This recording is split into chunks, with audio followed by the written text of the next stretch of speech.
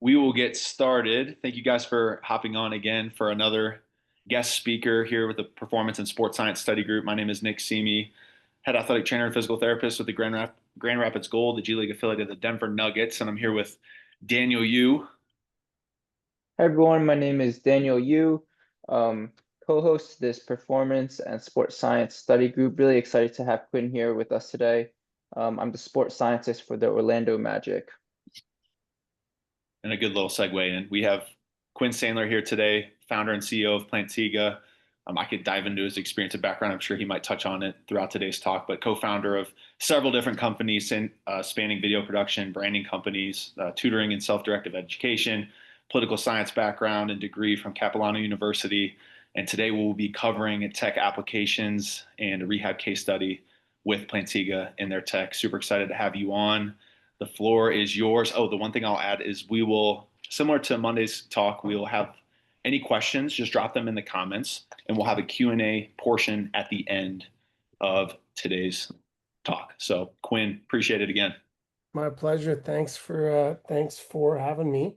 And I'm glad to be here. I'm gonna go through a presentation. I am gonna kind of give an intro of Plantiga and what we do, kind of our background, and then I'm gonna go through some case studies, which I think help describe the application of our technology and looking at movements, asymmetries, and profiling of how people move. I'm going to use some basketball outcomes examples here, but obviously you can apply this anywhere. So a little bit on Plantiga. First of all, my name's Quinn, co-founder and CEO of Plantiga. We often like to root what we do in these three statements of better data, better insights, and better outcomes, but we try to hold ourselves to a standard around data quality that would be higher than the groups that we work with in order to drive these better insights and then better outcomes. Little bit of background. So we've been deployed around 400 plus organizations across every major league in North America, college, military, growing over in Europe right now. We support a lot of elite athletes individually. So think of MVPs in most leagues have their personal coaches and trainers. We work with a bunch of those. We're headquartered here in Vancouver, Canada. If you've all been or haven't been, anybody that does come through, please hit me up. We'd love to show you around. And our performance in science is driven by a guy named Matt Jordan. So you might not know who Matt is. Matt's an unbelievable human, an educator, a sports scientist. But Matt, again, kind of holds us to a standard, I think, over the last 4 or 5 years that has just helped us build a world-class product. So I can't speak highly enough of Matt. Matt would be the one sometimes doing what I'm doing right now. So I will channel my inner Matt. Quick to level set what the problem is, despite whatever technology we use today, optical tracking, GPS, LPS, we really do not know how athletes move on court. This extends to on field, on ice. It's really hard to know how they actually move. If you think of GPS or local positioning systems, these technologies were developed to look at where machines go, planes, trains. They were never really developed to track humans. And so they do a really good job. Most of our groups have some version of Connexon and Catapult and us, but they lack the ability to look at the nuance of understanding the biomechanics, the movement strategies of how athletes move. And that's really where we try to spend our time is how can we get the best data on how athletes function and move on court so you as practitioners can drive better outcomes. Quick overview. We have two sensors, one that goes in each foot. We have a right sensor and a left sensor. Think of them as like SD cards. They're unobtrusive. You put them in insoles that we've developed, custom orthotics. They're untethered. They collect data for 8 hours. And really, that's the basis of the platform is these sensors collect high quality data. I'm going to go through our approach quickly, and then I'm going to go into actual case studies. So we take complex data, we auto-detect walk, runs, and jumps. We then analyze the movements and the metrics based on those movements. We then pull out what we call tier one, which are the metrics that we think are the most sensitive. And then from there, we're diving into building what and understanding what these movement patterns are of these different athletes and what these movement signatures are. A little bit on the data. So each sensor has a 32G IMU in there. So that is one of the highest grade miniaturized IMUs that you can get on the market. We sample at 416 hertz and we upsample to 500 hertz. Just a lot of data. We store all that data on device and then we upload that through actual docs that we do. Little fun bit, I don't know how much people know of like the data side, but each device will fill up with 256 megs. So basically you have a half a gigabyte of data for 8 hours of data collection, just a lot of data. That data then gets run through a bunch of machine learning models that we've developed, and we pull out and auto detect when is the athlete walking, when are they running, what's a double leg and a single leg jump. Once we pull out that, then we can apply the metrics to that. So if it's walking, what are the spatial temporal? If it's running, the spatial temporal, ground contact time, flight time, stride length. There, at times, we've realized there's almost too much. And so there is just a lot of data that we have and a lot of metrics. And so from there, we really go down to what we call tier one metrics. So these are the metrics that are the most sensitive across applications. They are athlete load. So we look at acceleration load at the foot, intensity. You're going to hear me kind of zero in on this a bunch today is impact and push off asymmetries. So what are the asymmetries when the foot hits the ground? Those peak accelerations that impact kind of braking, and what are they in the propulsive phase or coming off the ground? And then from there, really, we're trying to profile how humans move in the real world. So profiling how they walk, how they run, how they jump, really looking at one limb compared to the other, how they come off the ground, land, speed, foot speed's one. Not going to talk about foot speed too much here, but we measure the foot actually through space and time. Hello, little Graham. I love kids. And so we're really trying to profile movement with high quality data so practitioners can make better decisions. And right now I'm going to kind of go through 3 little case examples of that.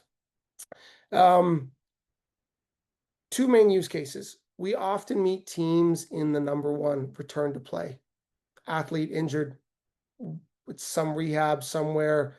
There's a challenge there of what we know this problem is. It's late stage return to play, back on court.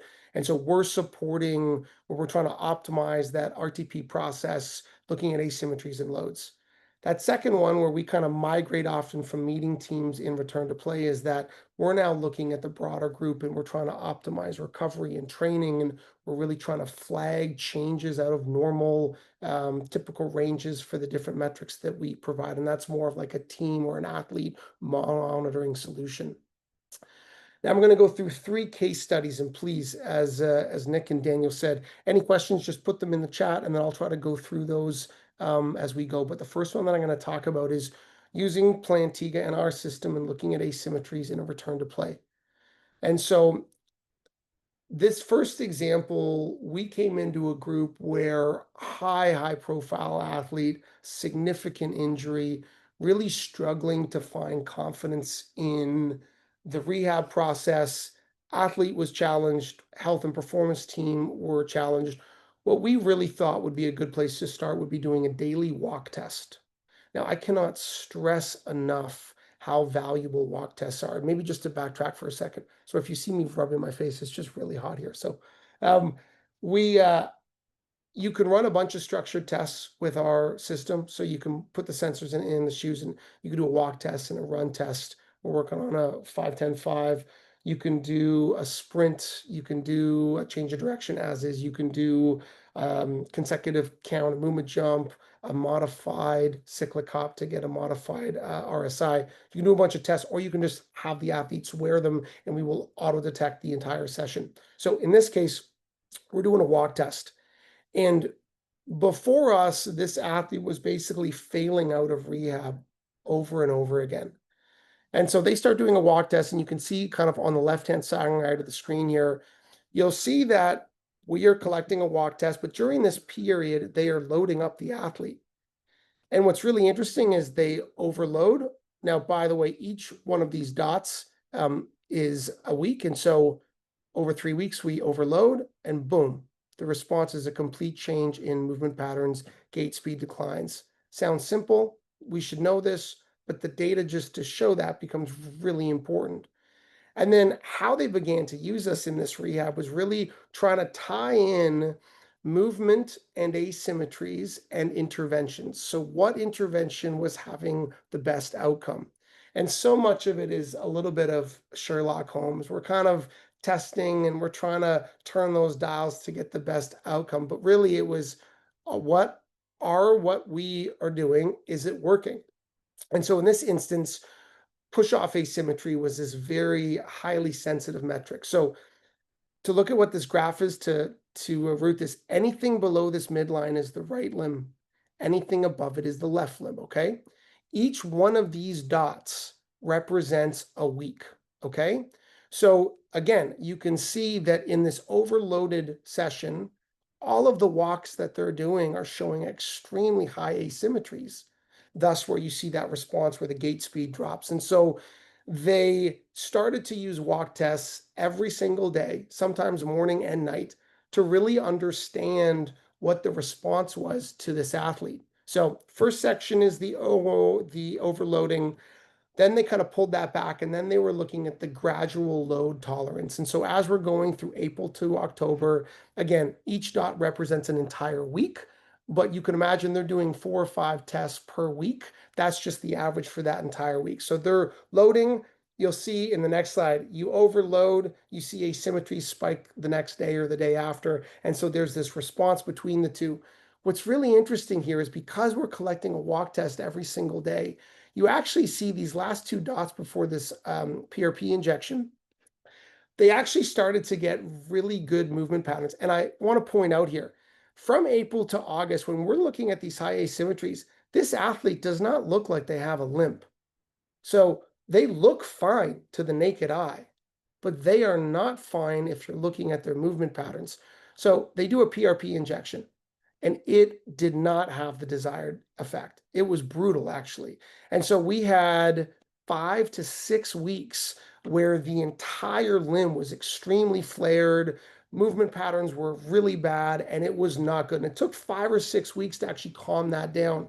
And so in this time, the practitioners are working with the athlete, and they're really dialing in, like they stopped needling, they were trying different interventions. And what they really started to do kind of in this unlock period is they really started to focus in on what intervention had the best outcome in movement patterns. And they just started to do that day in and day out. And so you got this really, really good several months of consistent movement patterns that looked really good. And literally the things that they thought would have an impact were not. And then so it really helped them fine tune this feedback loop between what intervention was having the desired outcome. One thing during this entire time, and we see this everywhere, is that there's this delayed response between higher loads and increased asymmetries. So here's just a pull up. We see this all the time is we had higher loads on on March 24th. And then on Tuesday, the 25th, you see the asymmetry spike. And so we see this all the time. We see this sometimes with groups, they're on the road, heavy schedules, high loads for a week or two, and you can just see that the athlete has movement patterns that change, which opens them up to risk. But really, it highlights the fatigue factor. Another thing that was really interesting too is we put in a bunch of subjective questions, and I'm sure you all take some form of RPE, but understanding or really seeing how the objective would track with the subjective. So you kind of get that qualitative alongside the quantitative. But here again, like we're looking at impact and push off and gait speeds and ground contact times, and then really understanding what those notes were. What's interesting is this was through a team, an elite athlete, his practitioner, but having the practitioner weigh in with the team, not even in the same state or same country sometimes, but this was a way that kind of brought everyone together, which we thought was very interesting. And we're trying to replicate this with as many groups as we can right now.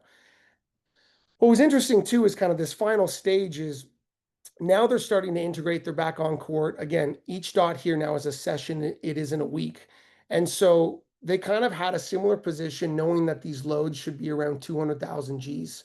And so they're starting to progress back up over these kind of 6 weeks, getting back to this same position load for on court. while also looking at what the movement patterns were in the walk tests. Then they had also their force plate testing, their isokinetic and other things that they were doing. But on our side, understanding what the G's were, the intensities, and then looking at the movement patterns, knowing that they had hit that tolerance, that all coalesced at the same time to make the decision to go back to sport. And the rest has been unbelievably successful so far. So again, they were fouling out of rehab a bunch, didn't really know what was going on, didn't really know what interventions were having the desired impact. So that was, again, using biomechanics, asymmetries to drive better interventions. Next one I'm going to go through is more of a team monitoring overview and kind of how we were used there. And I want to bring our attention to looking at changes over time. So now this athlete's healthy. We're really trying to look at changes from normal. And so each dot is a session. Think of this as a game or a practice. And so what you could see here is, again, we're looking at push-off asymmetries. I'll come back to this again, but push-off and impact are very telling about what is happening with the body. So we often see, I think I say it down, but like at impact, we often see that if there are high impact asymmetries, that's often linked with knee issues. And you could imagine that there's usually stiffer limbs protecting that knee. And so this kind of how they land tells us a lot about what's going on with the knee. And then push off, we often see in Achilles, again, high asymmetries in the limb's ability to come off the ground. This is an athlete, back to this one, healthy, okay? So what you can see over the course of, a month and a half is we are starting to get higher push-off asymmetries on the left side. This athlete is not hurt. They are not injured. And so what that prompted the team to do is to go talk to the athlete, kind of flagged by us, but something's going on.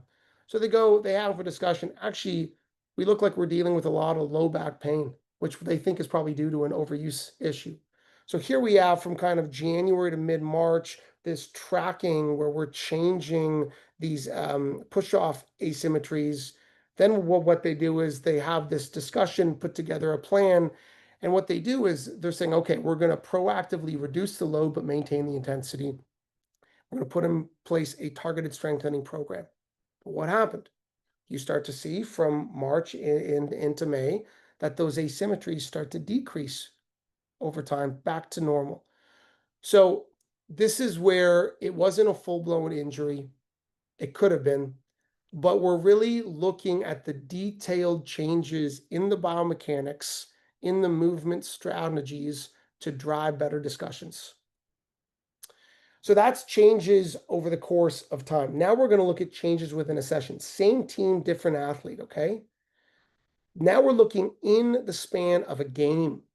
So this is between quarter 1 and quarter 4. And so what we do is we look at asymmetries in accelerations and decelerations, and we look at asymmetries in speed zones. So what's really interesting here is if we look at the top one, just to kind of look at what we're seeing is on this side, we look at total load asymmetry. So in Q1, that looks good across all those speed zones. Push off and impact asymmetry. So those are the asymmetries, again, at heel, strike, and toe off.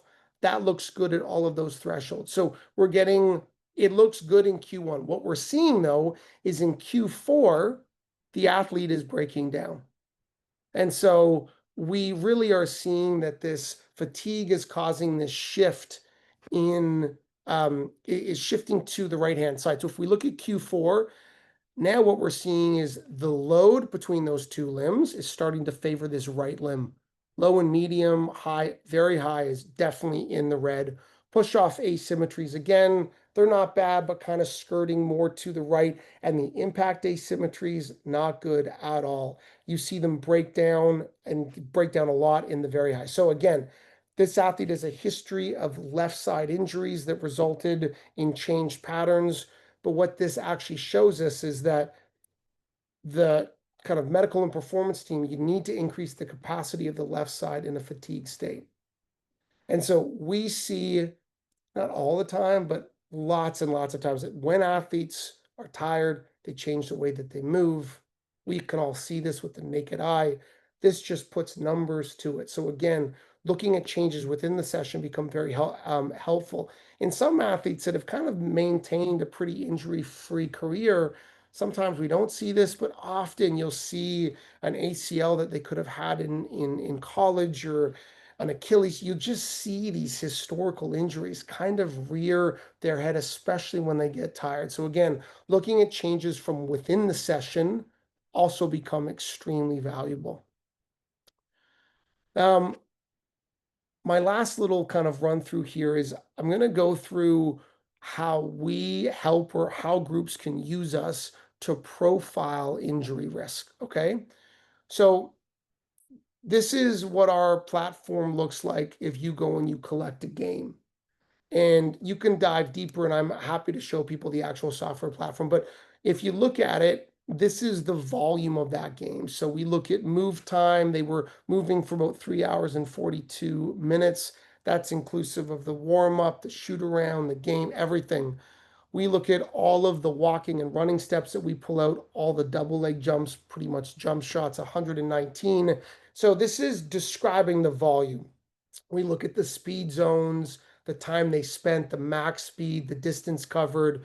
We look at push off and impact. And so we're describing it. It looks good. Like there's nothing here that looks out of the ordinary. You can even see this average impact on the right limb. I don't know if you can see this, but we have this little line that is the typical range. So after an athlete uses us for 5 times, we get this typical range. This dot's actually at the bottom of the typical range. So you wouldn't necessarily look at this and say something is wrong. The Excel's normal. We count them in different bands. What's interesting though is if you actually look into the strategy of how the athlete was functioning, it tells a really different story. And so here we're trying to profile the risk that we see. And so if we look at the acceleration profile, so now we're looking at these asymmetries. Instead of speed bands, we're looking at them in the accel and the decel phase. And so what this is showing is that the accelerations show low asymmetries. So if I go between low, medium, high, and very high, these look pretty good. They're kind of in the green. They're in the green and push off. Impacts a little on the right. Deceleration tells a completely different story. So this is showing much larger asymmetries and all towards the right side. And so you get some yellows here, you get a red here on the impact. What's really interesting is this athlete had an ACL rupture about 18 months ago. And so they're back to playing. They're good. They've been cleared by all of the medical staff and all their testing. But what this is showing is that they are loading their right limb much more than their left limb in D cells. And so that's not their injured limb. They're actually loading their healthy limb, but that is increasing the risk of a contralateral injury there. And so again, need to train the deceleration phase is the most critical thing there. And so what that's trying to show is we're not just trying to get at what the athletes are doing. That's really valuable. What their distance was, like these are really important things to collect and measure to drive programming. But it really comes down to how they do those things and how those things change. Because the strategy, the compensatory favoring of limbs, how that changes in movements, like a lot of non-contact injuries, which is well understood, happen in the deceleration phase. So just understanding that, understanding how that changes quarter to quarter, half to half, game to game, really allows for more proactive, personalized approaches to training, which ultimately is trying to keep your athletes as healthy and as available as possible. So that's basically it, guys. I kind of wanted to go through those three things, and I know it was kind of quick, but like happy to run over some Q&A if people have anything, and obviously anybody can reach out to me if they have any questions or want to follow up with anything.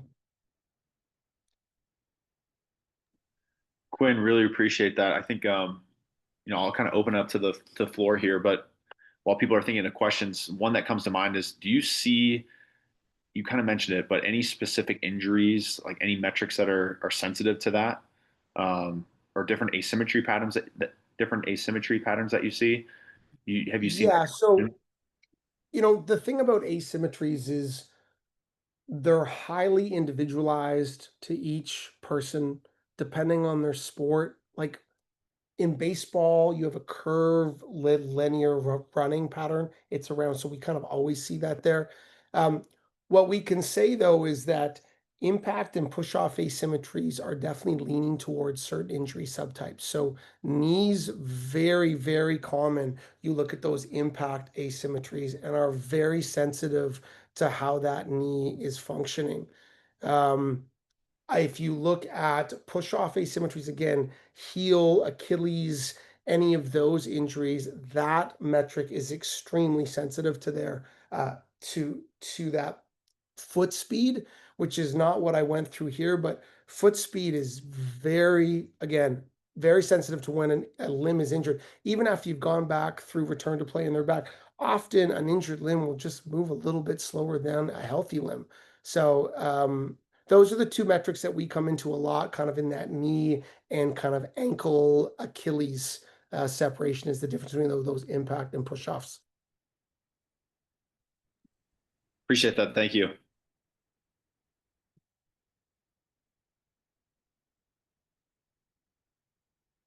Let me go back to here.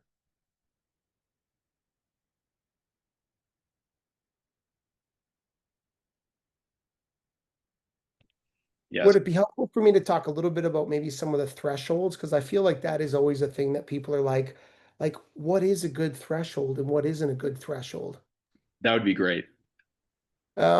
So it'll be kind of, it won't be vague, but it's really dependent on the metric for one, and it's dependent on the sport. So ground contact time asymmetry is a very tight asymmetry band for what's healthy. Very, very, very tight. Things like impact and push off asymmetries or stride lengths are a little bit different. And so I feel like instead of trying to pinpoint the threshold, and thresholds, like again, are good. Um, can you see me? My screen just went black for a second. Yeah, I'm good there. Yep, you're good on our end. Okay.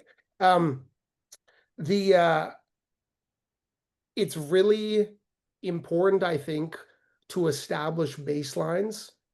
Some sports, again, are inherently asymmetrical. Ground contact time is super tight, but it is hard, although I know it's not ideal, but it is hard to put a blanket threshold on what is good and what is bad. We often will see asymmetries. So let's say you're coming back from an ACL, or an athlete is, they're gonna, if they like just come back to like walking and running, you're gonna see high asymmetries where they're starting to favor, or they're putting a lot more forces through their healthy limb. As that injured limb starts to get stronger, you start to see it even out. And then often you see that actually cross sides. And so it might flip as they're trying to now work on that side. And so it is sometimes unique even to the athlete. So we always come back to baselining is key. It's like getting blood work. We could not encourage more doing a walk and a run test, jump test if you need. But again, most groups have, Hawkins or Vault or some type of force plate setup, which are fantastic. But really, it's about getting that baseline data on walking, running, jumping, and what those asymmetries are in accels and decels. It's really about establishing those baselines. Um, is the best thing that you can do, and then to use that data to manage any type of return to play, or if the player is complaining about some tendinopathy or something else. That's what we find is the kind of best practice um, when you do that. Quinn, for the walk and run tests, are you controlling for the speed that the athlete is performing those tests at, or is it self-selected? It is self-selected, and some groups will use a treadmill. Some groups will just get them to kind of walk down the court. We need at least about 2 minutes of walking is what we suggest. Sprint test could be a little bit less, but Self-selected is best. Self-selected is best. Got it. Thank you. And then actually follow-up question.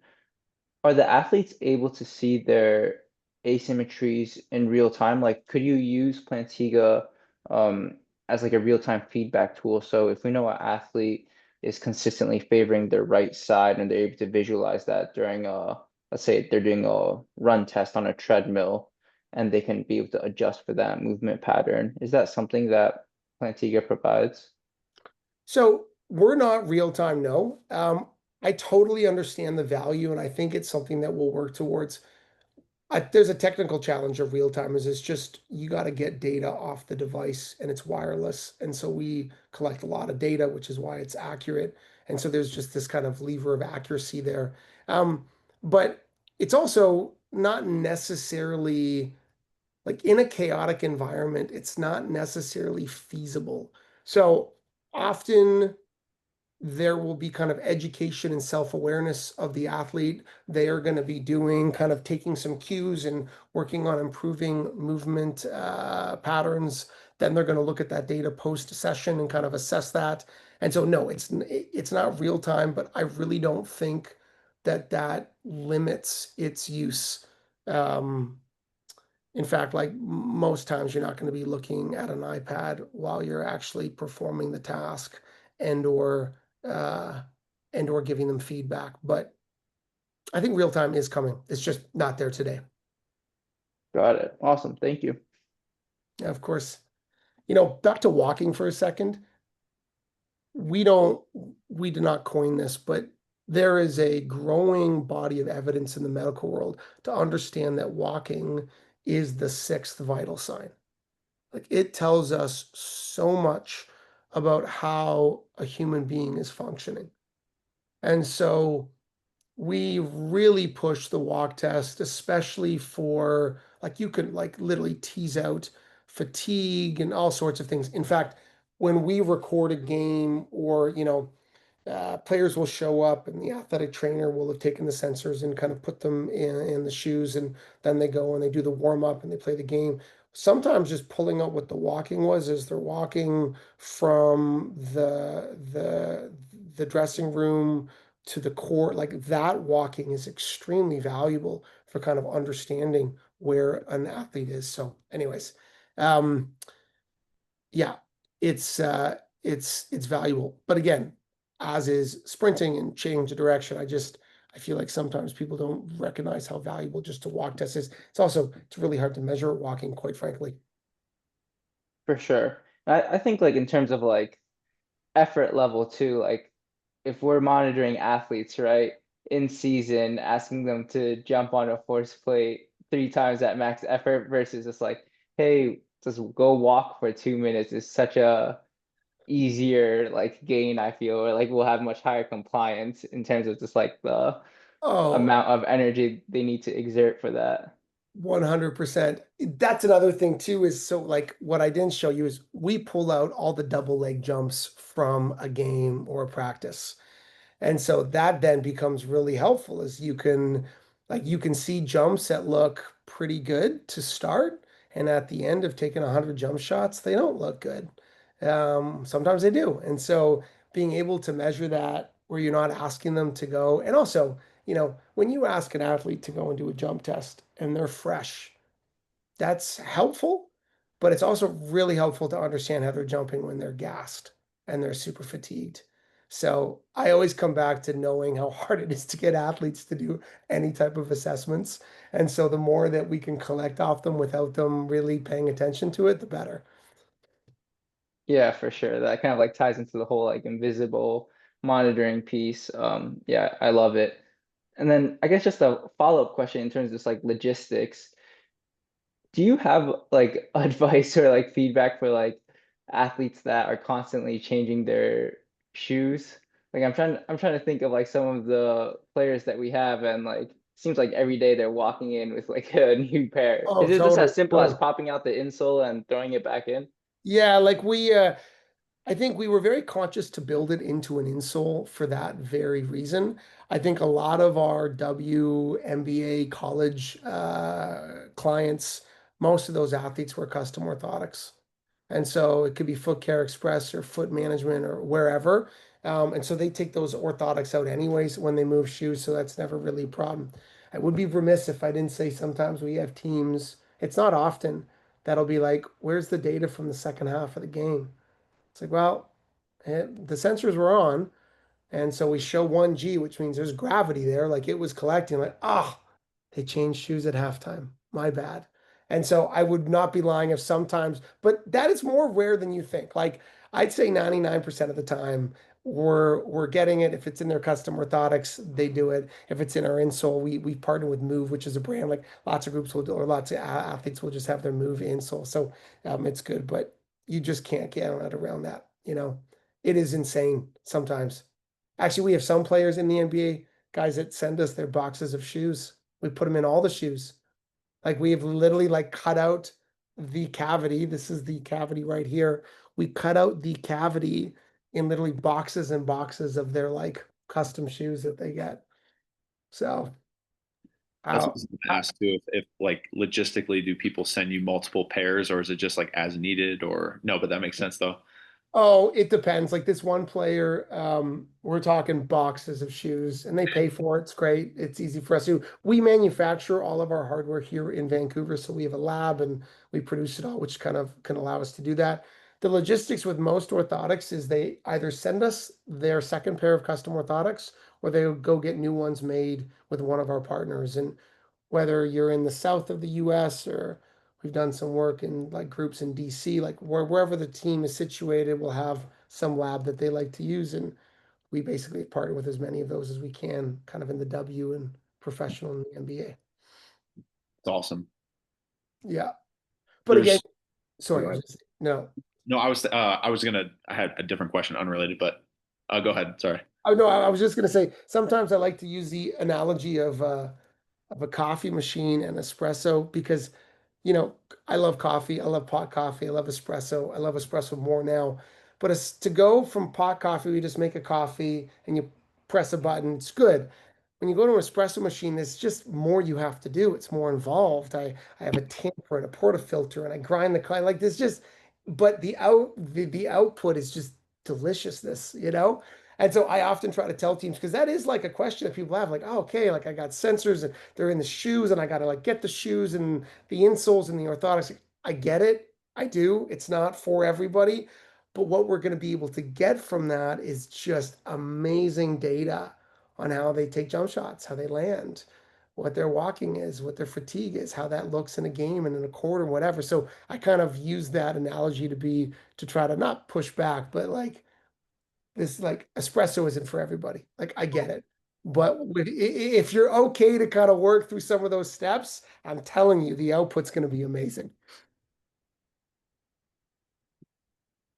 Totally agree. Daniel's big in the coffee game too. So Yeah, but dude, espresso just changed my world when I got on it. And then it's crazy. You buy the machine and the portafilter and then you buy the grinder to get the bean right and the grind right. Like it's crazy, but it's the best. a Yeah. science. Go. Espresso's for everyone. They just haven't realized it yet. So that's what I would say for Plantiga. We're for everybody. They just don't know that yet. If they think it's hard to like take two sensors out or whatever, it's like you just don't know yet. But we are for everybody too, just like espresso. Quinn, do you mind going back to the I think it's the game information. Yep, right here. I think like more like the global view. It was more Oh, like I see. Here. yeah. I'm curious. I'm not, as familiar. But G, I heard you say it. Like one Yes. gravity or just like from like a unit standpoint. Yep. What that is. So let me Okay. describe. We call it athlete load, but really what that is that's G load. So the IMU sensor that we have a 32G IMU. It outputs G's, okay, which is like the gravitational force. They call it G force, but it's not force, which is just a mind fuck, excuse my language, in and of itself. But G's, okay? So there's no black box here. We take the peak acceleration in all three axes when the foot strikes the ground, and then we take the peak acceleration when the foot comes off the ground. So we look at impact and push up. We add those up, so we get the G's on both limbs and then across both limbs. And so we've done some really good work with some universities where they are literally comparing us against player load, let's say, for Catapult. The correlations are high while we're different. Catapult, like player load, is a made up number by that company, which is fine. And it's about the triaxial movement of where that's going, which is like it's the displacement of that sensor. Good. We're literally taking the accelerations at the foot, which is where we get our athlete load. We've done some studies with a couple universities also, which will look at ground reaction force, and there's high correlations between ground reaction force and our impact and push off. So those metrics, which are measured in G's, the correlations are extremely high to ground reaction force. But again, we are a kinematic tool. So we are motion, we're looking at the foot through space and time. We are not force, we don't measure pressure, we don't measure pressure distribution. We do think that we're going to kind of get to like foot strike patterns and stuff like that. But that's a really good question. In fact, I feel like we need to describe kind of G load and athlete G load a little bit more because it's not like it's not this body center of mass player load that you might get from other systems. Which I'm not trying to say that's good or bad. Ours is just fundamentally different.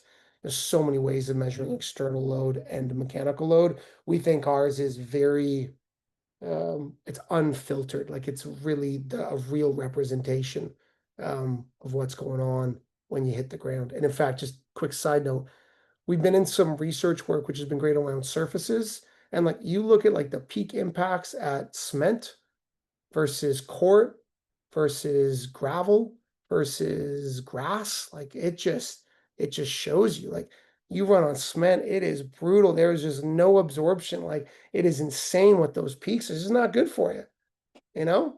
So it is just sensitive to that. So that's what our G's are. It's literally the output from the IMU.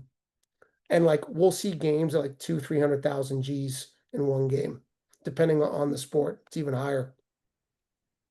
No, I appreciate that insight too. And like to kind of tie into this dashboard view, I can see like from the session, there's some other, like subjective feedback. I see like the RPE, and Yep. the move time, the idle time, everything on the left side.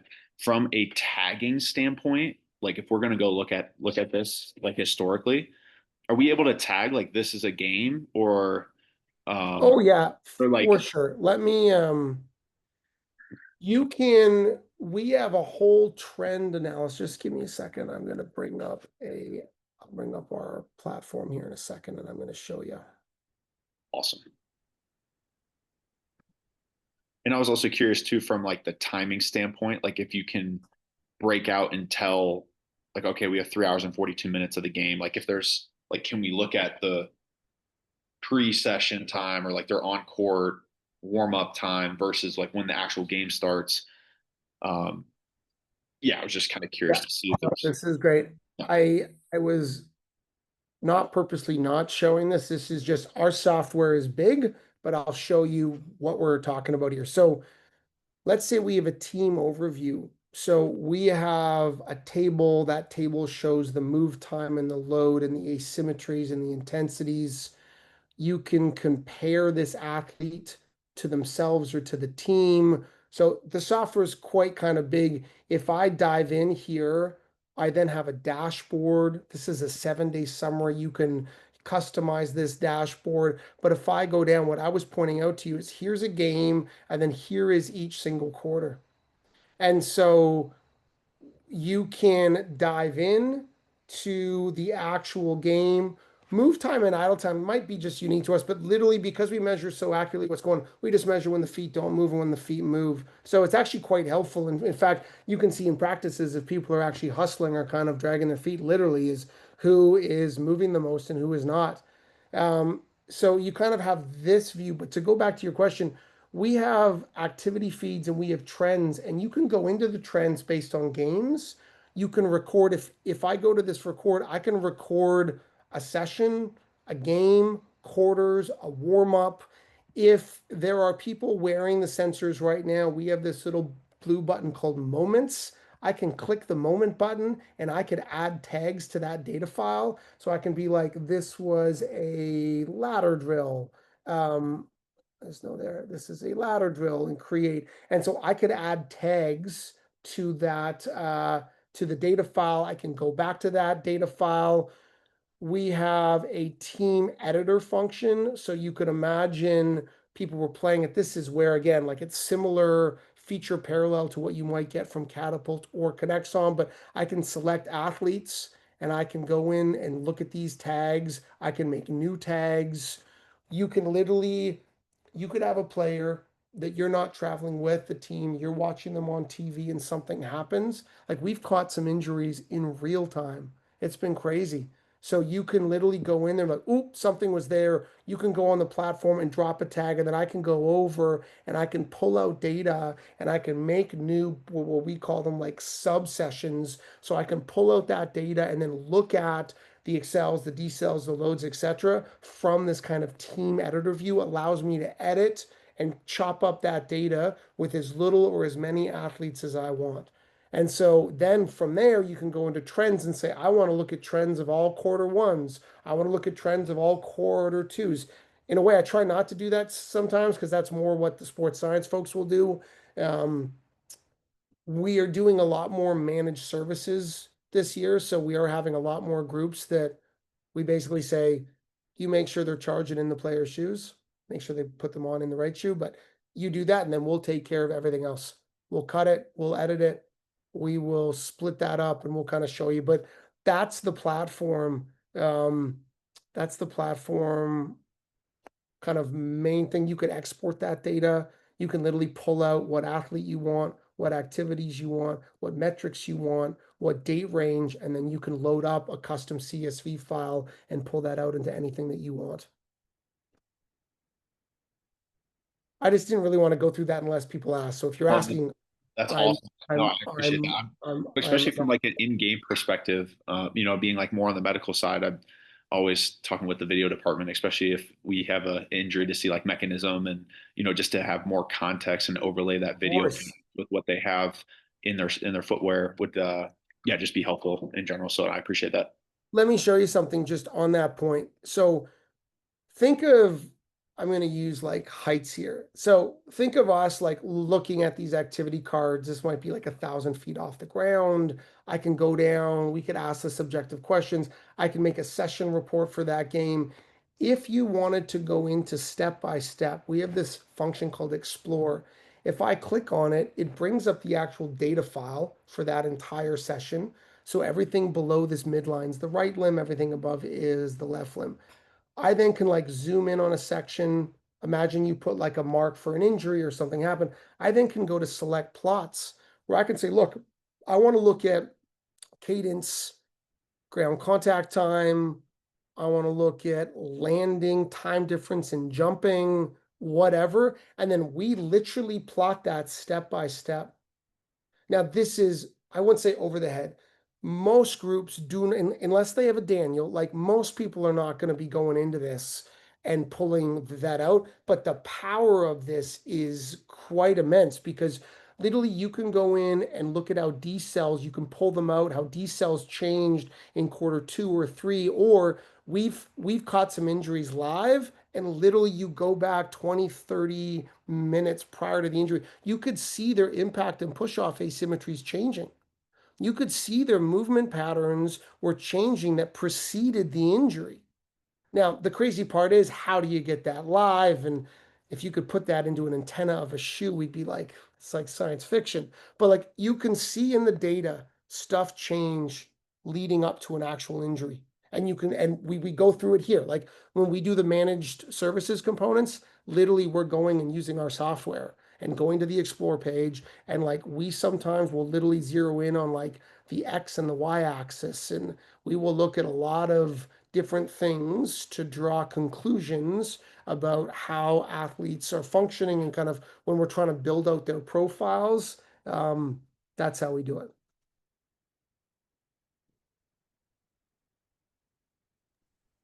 I don't know if that was helpful, but No, yeah. extremely helpful. I mean, I love the like this dashboard view, but be able to get in more granular into some of those details is really insightful. And this, segues into another question of, it appears very user friendly, but like with a lot Yep, of teams, they have their own athlete management or AMS systems. yep, We have integrations into yeah, Teamwork, Smart a bit, yeah, all yeah, these other yeah. ones, because I know that So there's what we have is we can create an API. So we would send out, let's say Daniel's going to do something for the Magic. We give Daniel an API, and then our data can get pulled in to whatever platform that you use. Teamworks, GPS, data viz, you name it. I was going to say Kinduck back in the day. It's old school now. But you can pull that data into anything. You then could also manually do it where I could go in and I could pull out a CSV file, as I was just showing you from this export page. I can like export these athletes from these times and do it like that. But yeah, we know that most people are not necessarily stoked about looking at multiple laptops. We have Plantiga here and I got my Teamworks here. Like, I get that. We really work hard to try to make ourselves be data friendly, and you can pipe our data into whatever platform that you want and specify whatever metrics that you want and then visualize that however you want.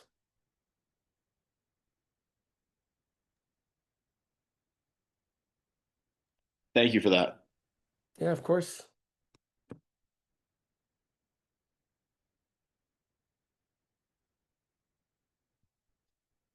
Any other questions here before we wrap up this evening? Just want to be mindful of everyone's time. If anybody has any more questions that they don't think of now, like by all means, reach out. I put my email here at the end, but it's just qsandler@plantiga.com. Happy to engage or talk or answer any questions or do a demo or talk through anything else. But I appreciate the invite. I appreciate you having me. It's been fun. It's always good to share what we do. Awesome. Yeah, no, this was awesome. I know I personally learned out a lot. I love the product. I think it's so cool. With like the validity that it measures, how it's like measuring in game in the environment. But yeah, we're coming up on our 1 hour mark. We just want to be respectful of everyone's time. Quinn, thank you so much for showing us the data, the case study, the applications for it. It's been really invaluable. Thank you everyone for being here. Appreciate the time. If you guys are interested in contacting Quinn, his email is qsandler@plantiga.com. We'll have this recorded too, so you could refer back to the slide. And then if you're interested in following Nick and I, we have a Facebook group under CPSS Prep. Our Instagram is CPSS Prep. And then once this is recorded, it will be uploaded to our YouTube channel for Sports Science Study Group. Love it. And that's all we got. Thank you guys so Cool. much. Appreciate Thanks, it. everybody. Have a good night. See ya. Bye. See ya.